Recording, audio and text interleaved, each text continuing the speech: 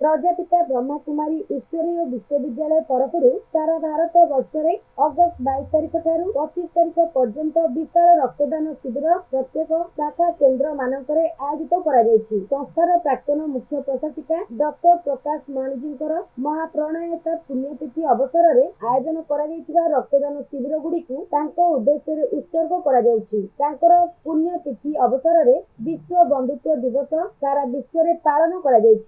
अवसर में अगस्त 23 तारिख दिन पूर्वाह्न 11टा समय स्थानीय रामचंद्र साही स्थित आश्रम परिसर मध्य एक विशाल रक्तदान शिविर आयोजन शिविर को पुरी मुख्य चिकित्सालय blood bank officer doctor Deepak Kumar Sahu महोदय उद्घाटन करथिले। रक्तदान जीवन दान महापुण्य एही दिव्य स्लोगान करी स्थानीय रामचंद्र साही स्थित आश्रम परिसर मध्य अगस्त 23 तारिख पूर्वाह्न 9:30 समय आयोजन रक्तदान शिविर विभिन्न वर्गर सेवाधर्मी सहित व्यक्ति माने रक्तदान करथिले। शिविर में सर्वमोट 54 यूनिट रक्त संग्रह प्रकाश थाउकी अगस्त 22 तारिख दिन अस्तरंग ठारे आयोजित होइतिबा रक्तदान शिविर में 84 यूनिट रक्त संग्रह और आसंता 25 तारिख कोणास ठारे संस्था तरफ रक्तदान शिविर आयोजन जो 100 यूनिट रक्त संग्रह कर